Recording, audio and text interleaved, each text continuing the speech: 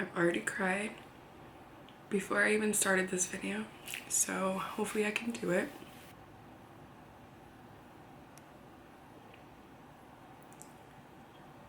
Hey everyone, welcome back to my channel. If you're new here, I don't think that this is the video I would start with, unless you're going through it too, in which case, I'm so sorry.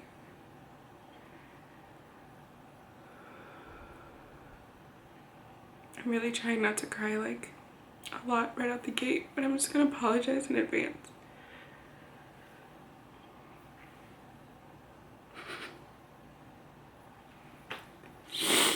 I'm so sorry that other parents have to go through this.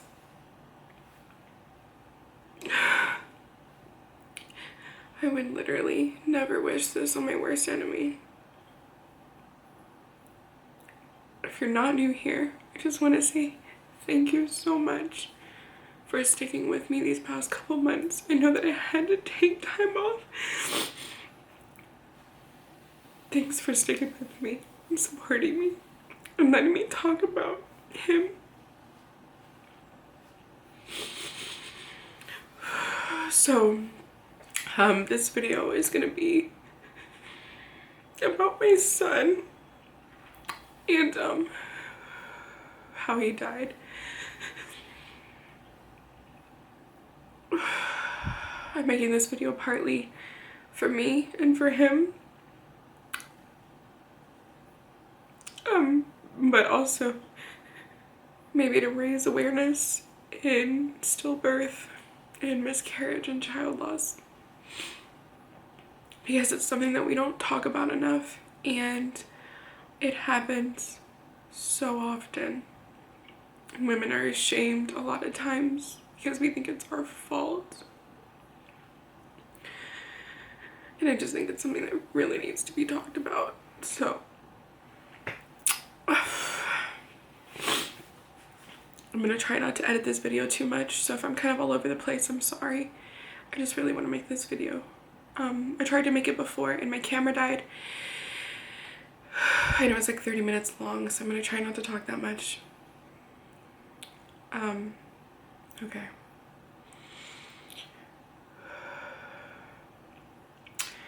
So growing up, I actually never wanted to get married and I never wanted to have kids. Fast forward to now. And I had 3 children, 2 girls and a boy, all exactly 3 years apart. And so I had my 2 girls and I had my boy, and I still felt like our family wasn't quite complete. And so my husband and I talked about it and we decided to have one more. And this would be the one that completed our family. And yeah. So I'm sorry, that's my fridge. So I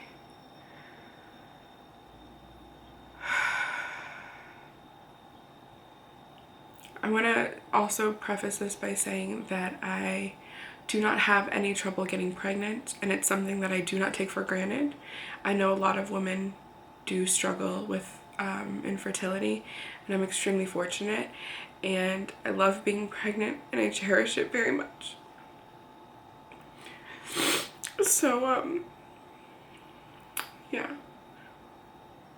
after a few months of not really trying but not trying, I got pregnant, and I found out on February 8th, 2019 that I was pregnant because my Fitbit app actually said, your period is due today. And I was like, huh, weird. I haven't had like any PMS symptoms, and I usually have pretty extreme PMS symptoms. And I am a chronic tester, so even if there's like an inkling or a chance that I could be pregnant, I pee on a stick because it just soothes my mind and it's just how I am. And so I buy the like 100 packs on Amazon of the really cheap ones, and so I had one of those left, but it was expired, and I was like, I don't know if this is gonna work. But I tried it anyways, and it came up positive right away, and I was like, oh shit. So I went to the store and got a digital, and I came home right away and I took it and I came out pregnant, and I told my husband. And I have that footage, but I can't show it to you guys because he's not wearing a shirt. But he was really excited. So was I, obviously. And so I went to my OB, who is a high-risk OB, because I've had 3 previous C-sections, so I'm high risk automatically. And they confirmed the pregnancy and did an ultrasound, and I was due October 14th, 2019. And I was so excited to have an October baby, because it's one of my favorite months of all time. I thought it'd be really cool.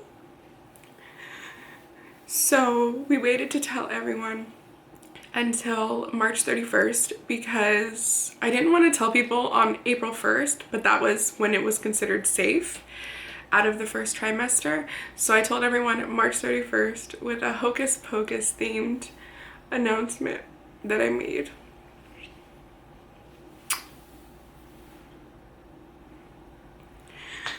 So, yeah.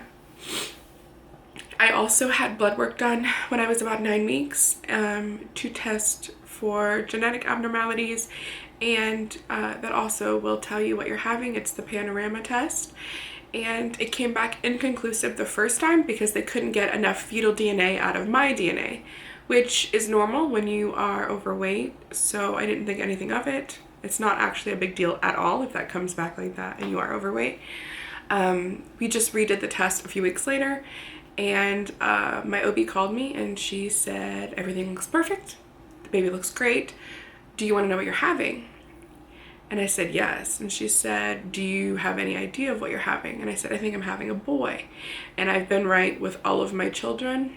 And she said, you are, congratulations, you're having a boy, you're right. And I was really excited. 2 boys, 2 girls, perfect, amazing. So we went in for an additional ultrasound every single month just to check his growth because I'm high risk and I have a very small torso. I'm a pretty short person, so it just helps to check on all that stuff. So, and because I'm high risk. So I had an additional ultrasound every single month that we got to see him, and he grew perfectly. Everything looked amazing. We had his 20-week, very in-depth ultrasound. He looked perfect the whole time. No issues whatsoever. And then we passed the mark, the 23-ish week mark, which is the other scary time. And after 23 weeks, you're pretty calm because at that point the baby can be saved if something were to happen. There can be medical intervention. I do want to say that for some reason, the entire time I was pregnant, I was terrified of losing him. And I've been scared of that with all of my pregnancies because I have anxiety, but this one was different. And so I remember thinking, oh my God, I'm gonna have a stillbirth or I'm gonna lose him. And I remember just praying to the universe. I was so scared.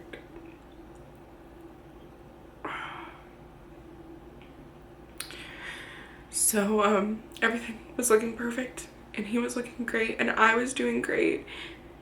And I was cracking jokes because all of my children went to school this year, and I was like, oh man, I get all 3 of my kids in school. I finally get, daytime to myself for the first time in 9 years. And we go and have a baby, oh man. And it was a joke. But obviously, I would do anything to have a crying baby in the middle of the day.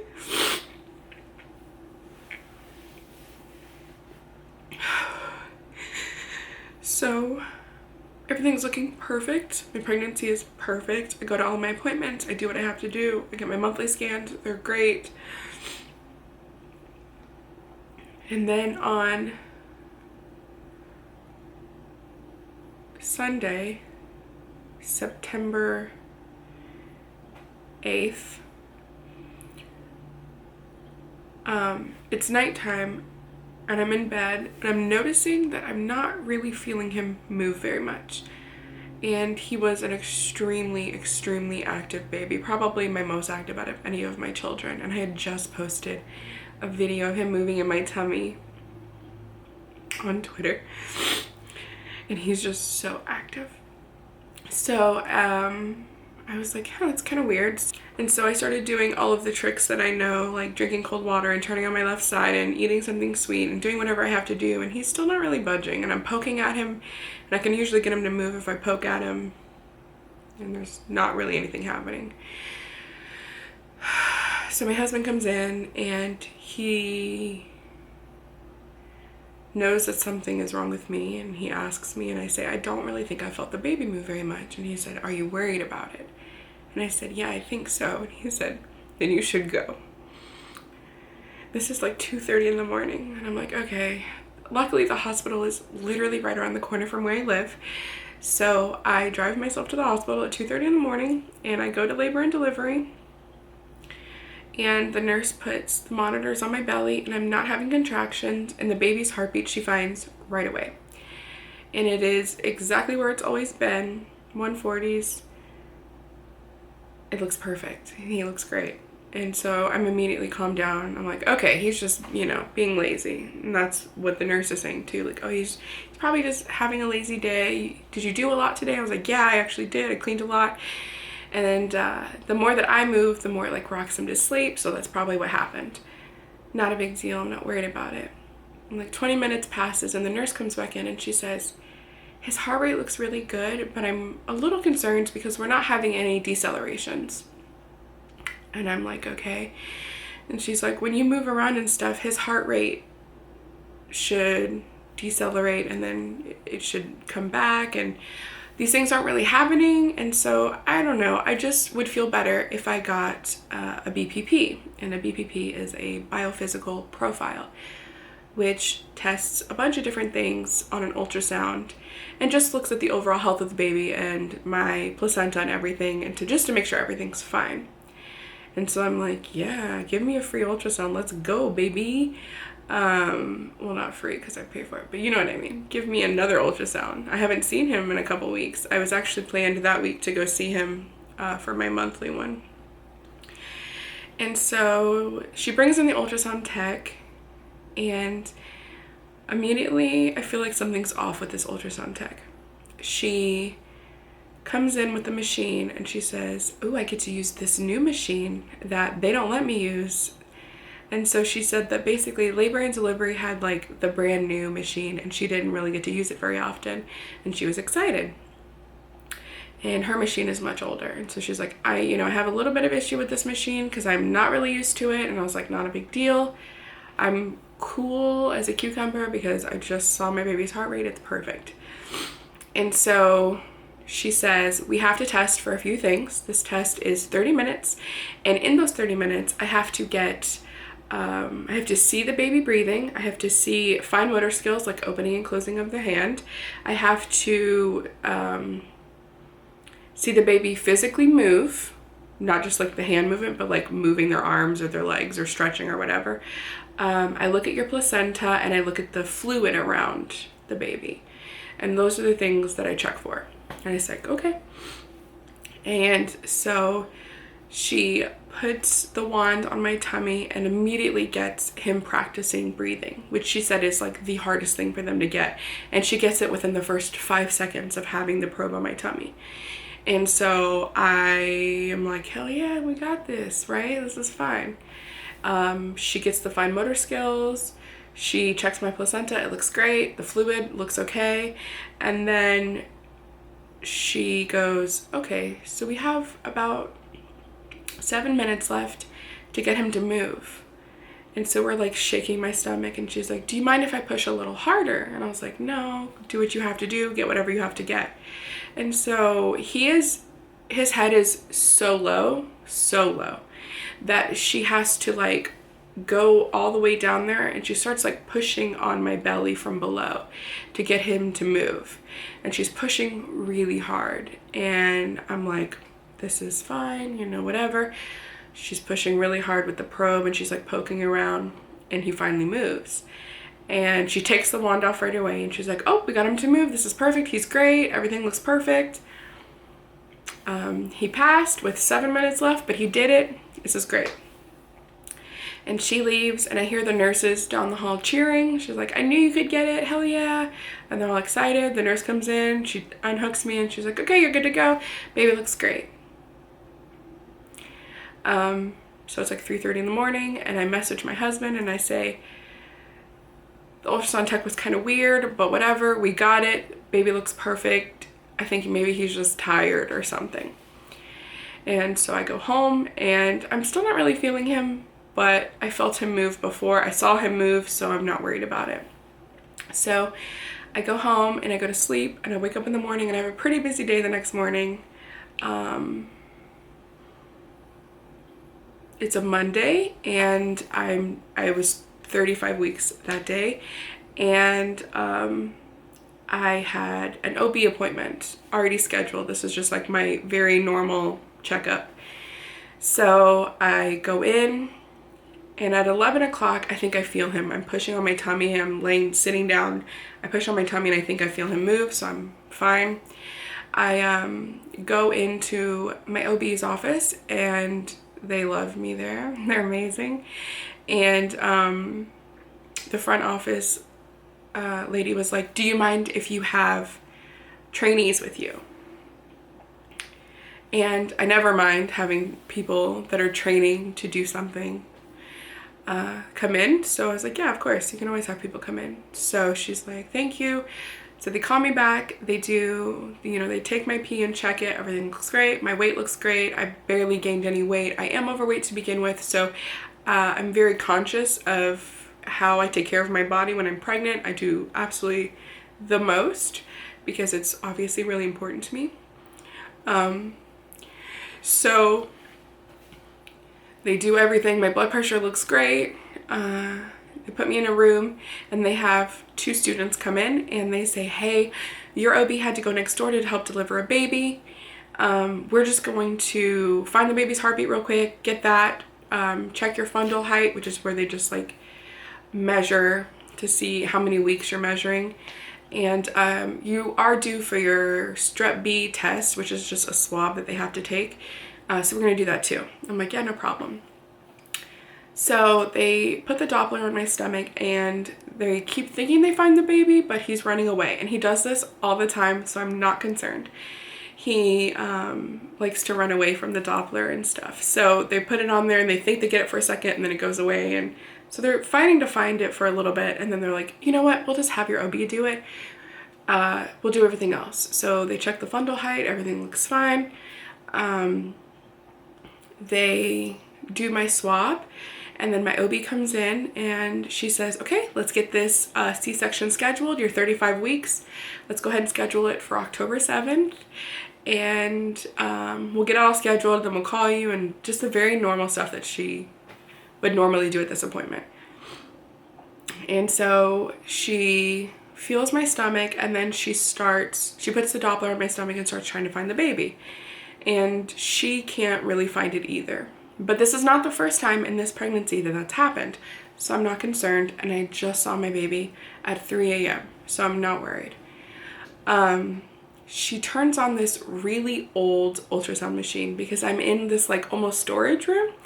And so she turns it on and she says, look, if I can't see anything, it's not anything that's wrong. I just don't know how to use this machine. It's very old. And I'm like, okay, yeah, sure.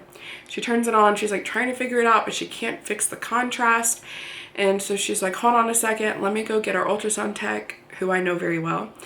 And so she comes in and she's struggling with it a little bit. And she's like, let's just go to my machine because it's a lot easier for me.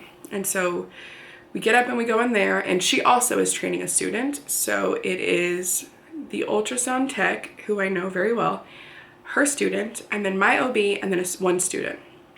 One of the other students went to do something else. And so we're in the room, and again, I'm not thinking anything of it until she puts the probe on my stomach, and I see that he is facing with his spine up to the top of my stomach, which is not usually like how he's laying. So I thought that was a little strange, but I'm not worried about it. I'm just talking about whatever, you know, I'm like trying to just have a conversation. And then the room gets pretty quiet, and I look over really quickly and I see that she has on the blood flow part of a ultrasound, and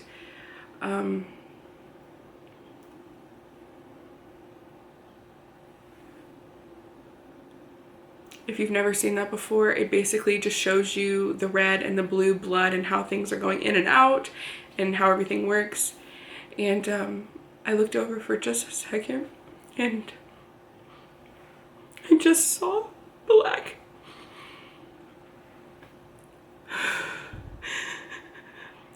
There was like color around it, and then there was just black.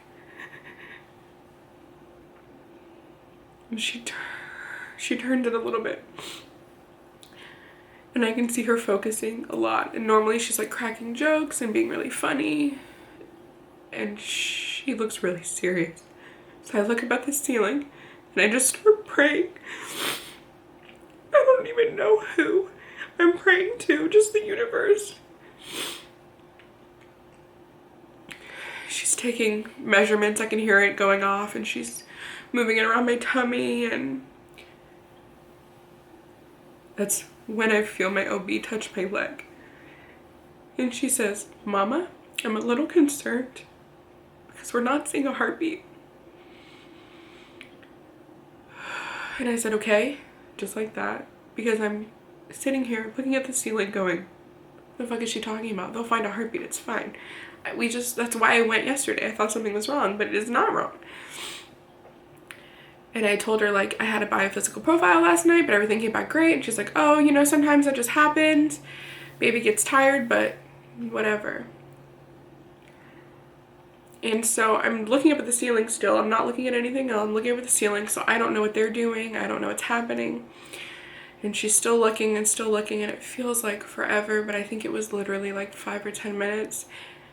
And I'm just looking at the ceiling, praying that they're gonna be like, "Oh, there it is. He's just being silly." And all of a sudden, out of nowhere, my ultrasound tech just starts crying. And then she hugs me.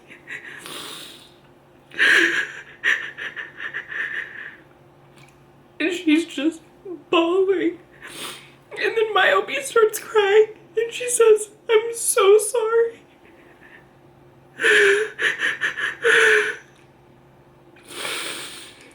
"I'm so sorry. There's not a heartbeat." And I said, "What do you even mean? I just went last night. We looked at all of this. I thought there was something wrong. They said there was nothing wrong." And she just kept saying, "I'm so sorry." And everyone in the room is crying except for me. And I'm a very emotional person. And so I think it was just shock. And so I immediately felt like I was suffocating. And so I said, "Please let me sit up." And so they all helped me get up, because I'm 35 weeks pregnant and I have a huge tummy. And I'm just looking ahead, and there's not anyone in front of me. Everyone's just like holding me. And I'm just like, "What the fuck are you talking about?" And I said, "That's not right." And she says, you know, that this ultrasound tech is the best in that, you know, if I wanted her to look again, then she would, but that this is what happened. And so I'm still in shock, and I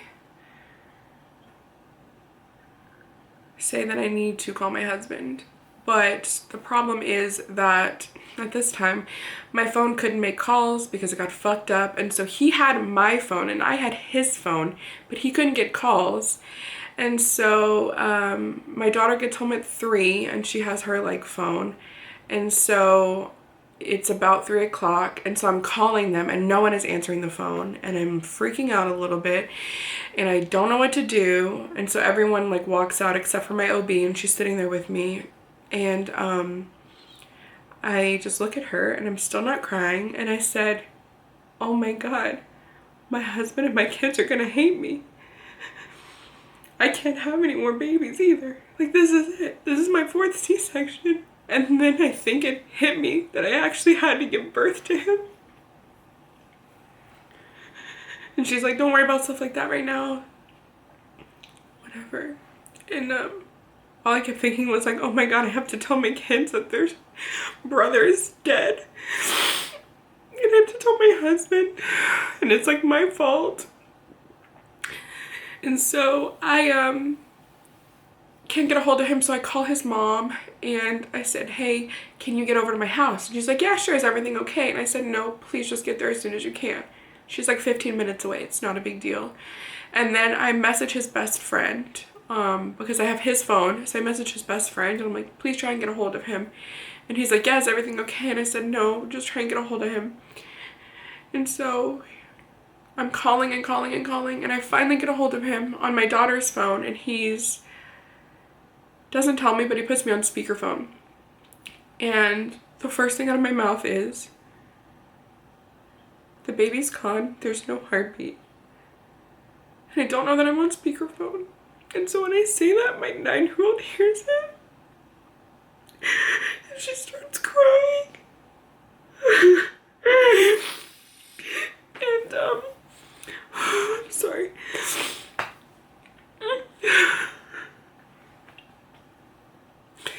And he's in the same state of shock as I am. He's like, what are you talking about? Why aren't they getting you over for an emergency C-section? Why can't they just get him out right now? And I'm like, he's already gone. There's nothing they can do. And so he's waiting for his mom to get there. I told him that his mom was on the way. And I'm still not crying. And they've basically shut down the entire office. And I go to a different room. And my OB is just bawling still, and I'm freaking out, but I'm not crying yet. And we're waiting what seems like forever for my husband. It was actually probably like 25 minutes, and he finally gets there, and like everyone is out there waiting for him in the waiting room, and then he gets there and they're all like hugging him, and he comes into the room, and I just start crying. And I'm like, I'm so sorry. I don't know what happened. And my OB looks at him and she says,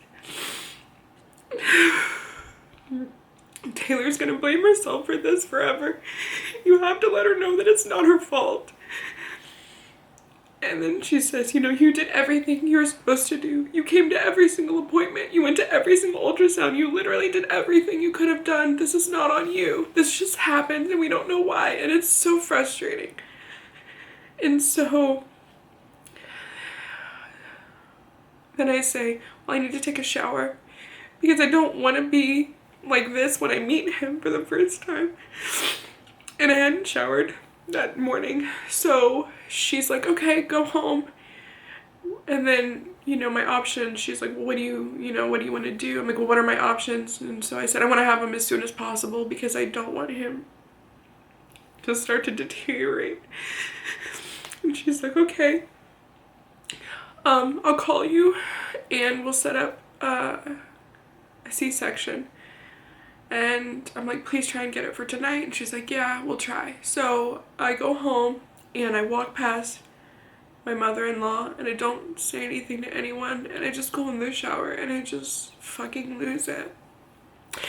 And she calls me when I'm in the shower and I answer and she says that my OB who performs my C-sections, who's done my last 2, is amazing. And he said that he wants to do it tomorrow at 9 a.m. So I have to be at home knowing my baby's gone in my belly for the rest of the night. And I have to be there at 7 a.m. It was fucking torture. And I obviously got no sleep. And so I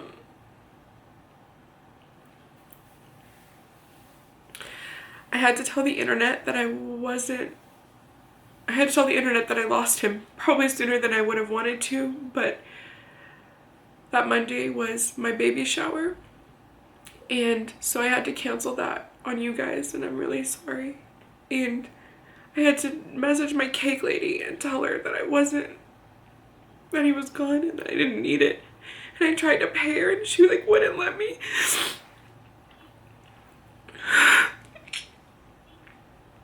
So it's the next morning and someone comes over to watch our other kids, and I go up to the security desk and I tell them that I'm there for a C-section, and I hear my voice crack, and I'm not crying yet, but I'm on the verge.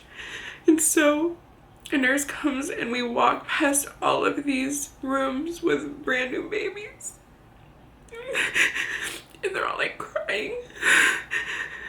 And they bring me to this room in its own section of the hospital with a butterfly on the door. And I have 2 nurses, and they're both so sweet, and everyone's so nice because obviously they know. And I'm still thinking, maybe they're wrong. Maybe he's not dead. Maybe, you know, it's fine. Maybe they're wrong. They have to be wrong, right? And so my doctor that performs my C-sections comes in and he's mad. He's like visibly upset. He's like, I don't know why this happened to you. I'm so sorry. I hate that this happens. This is just wrong. And, you know, trying to reassure me that everything was going to be okay. And he's like, most of the time, we don't have an answer for this. Only like 30% of stillbirths have a reason, and the reason's usually very apparent. It's usually a cord accident, a placenta accident, something like that.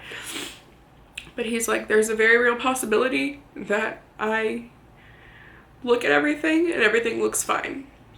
So if you want, we can do an autopsy. And I hadn't thought about it, and at first it kind of like really stressed me out. But I'm pretty sure that he actually ended up paying for the autopsy, because when I asked him how much it was, he was like, don't worry about it. And I think it was like $600. But he was really, really upset. He was visibly upset too.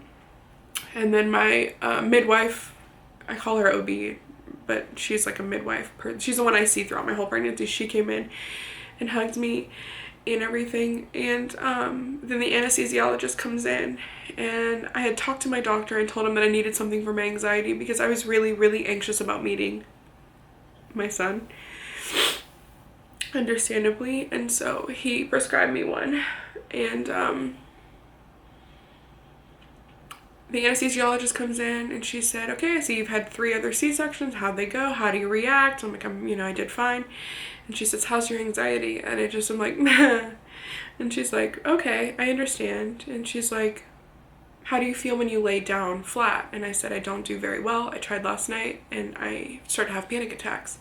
She said, I was worried about that. I want to suggest that we do general anesthesia. And I think that'll be the safest way, because if you start to have a panic attack on the table, there are very few options that I have to help you. And at first I was like, fuck no. But I looked over at my husband and I was like, what do you think? And he said, now it's about your health, so we need to figure out whatever's going to help you.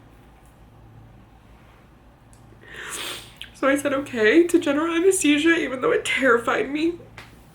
And yeah, so they bring me into the ER, the operating room, and they can't get my spinal for some reason. I think she's just anxious or nervous too, or she's sad, I don't know. She can't get my spinal, and I've never had that issue before. So finally her boss comes in and does it in one try. And I remember starting to cry before I went to sleep. And I was like, please don't let me die. I have 3 other kids that need me. Please don't let me die. And she's like, I got you. You have nothing to worry about. I'll see you when you wake up. And so, I'm sorry, let me fix my glasses. My OB, who's doing my C-section, says he's going to take care of me. She says she's going to take care of me. I go to sleep. Next thing I know, I wake up and my OB's standing over me. And he said,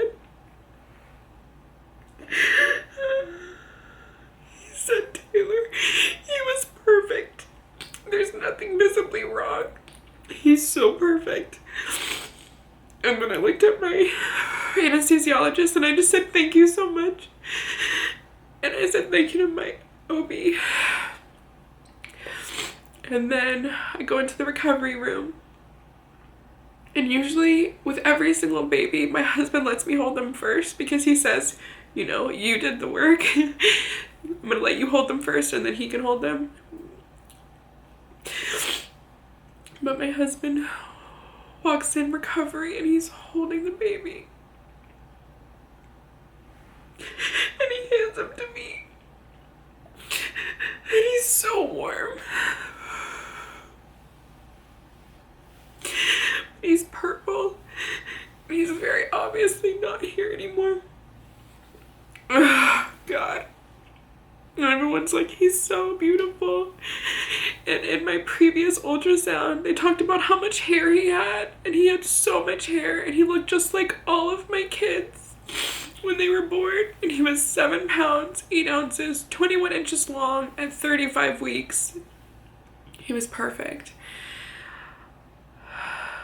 Except he had really purple lips and his skin was really purple because he had been upside down for so long.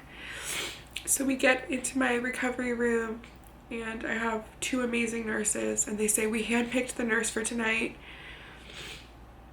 And I remember being scared to see him and I actually didn't know if I wanted to hold him or see him, but the second my husband walked in, I just wanted to hold him forever.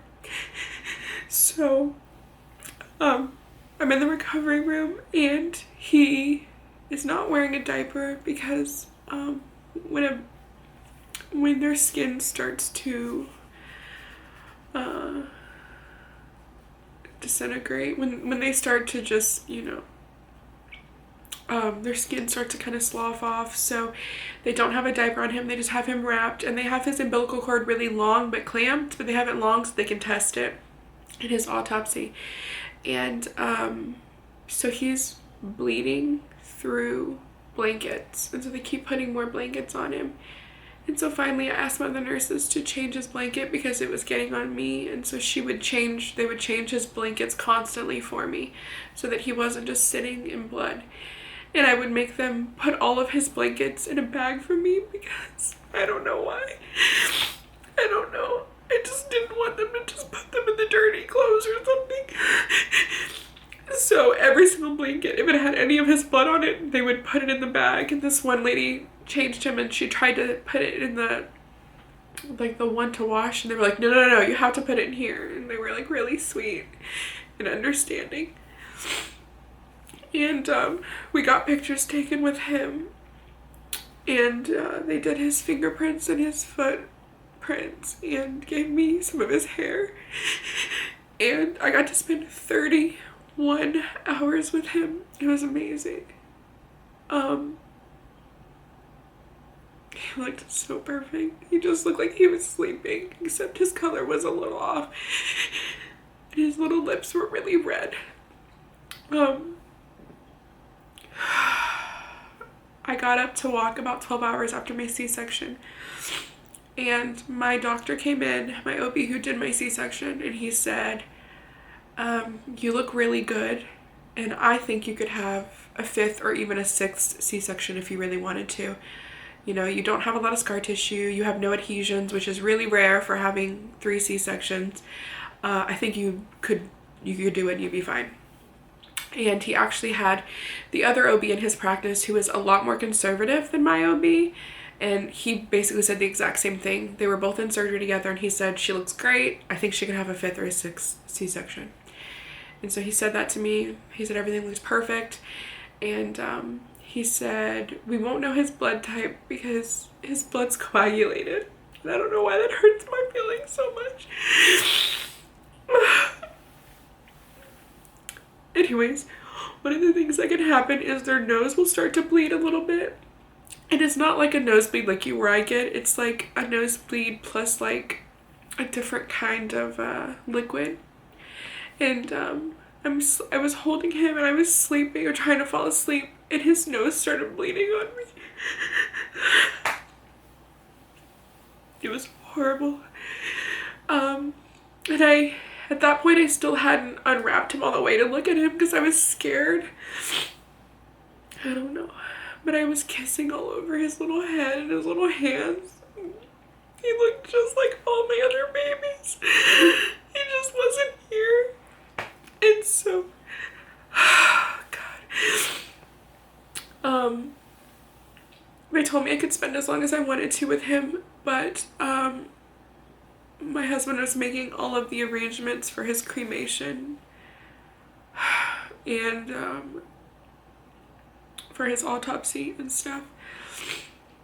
And so they said that the following day the funeral director would come pick him up for us and bring him to the place where he's having the autopsy, which is a different hospital, because I didn't want to have to like send him away to like be in a refrigerator. I couldn't do it.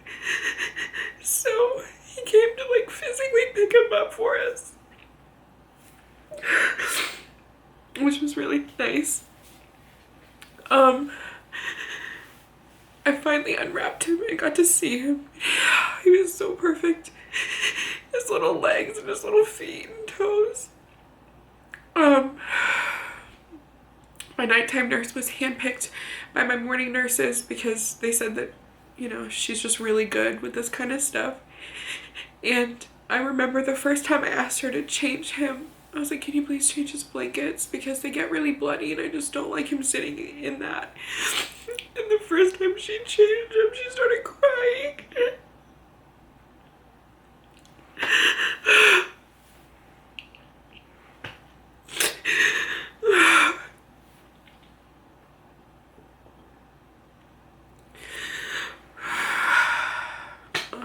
They did the autopsy and that took forever to get back, but it didn't show anything.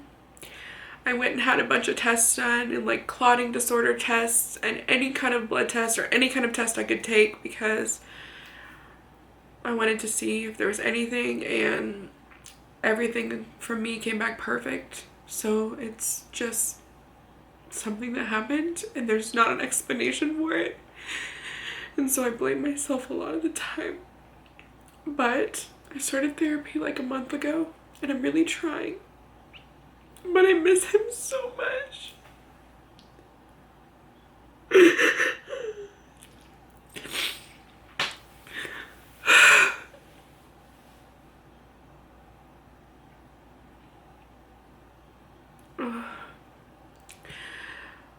Physically healing from a C-section when you don't get a baby at the end is literal hell on earth.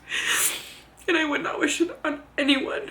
My worst fucking enemy, which I don't even have. I wouldn't wish it on anyone. This has been the worst thing ever, and I hope I never have to go through anything nearly as horrible as this. And I miss him so much. And my family does not feel complete without him here. And it's such a hard question now, like, oh, how many kids do you have? Like, how do you even answer that?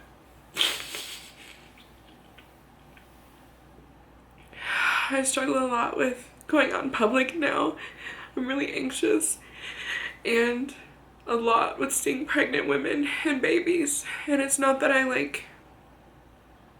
upset, I'm sad. And I'm happy for them, but I'm just sad.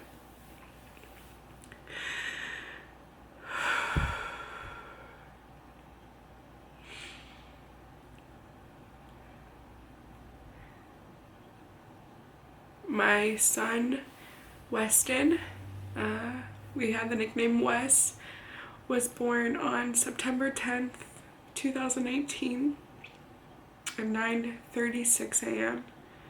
And he was 7 pounds, 8 ounces, and 21 inches long, and he was perfect.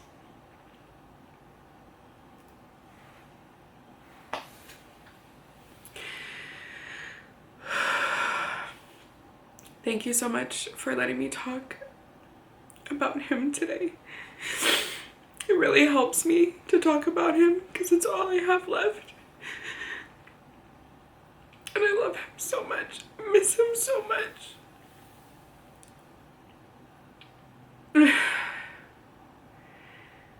Stillbirths are so common. 1 in 160 women has a stillbirth. 1 in 4 women has a miscarriage. It's so common. It's something we have to talk about. We have to get rid of this stigma and this feeling of shame as women that we have, because unfortunately it's just something that happens no matter what you do, no matter how many precautions you take. I don't know. I don't really know how to end this video. I just want to say thank you again. Thanks for letting me talk about Wes and for loving me.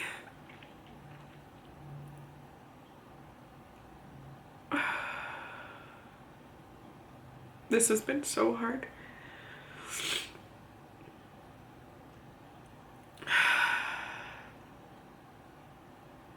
I love you guys a lot.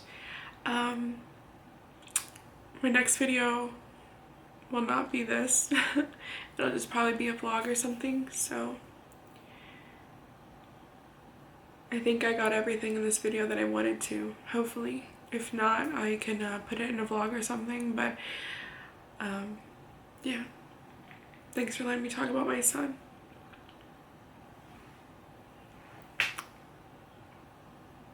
I love you guys so much, and I hope you have a really good week.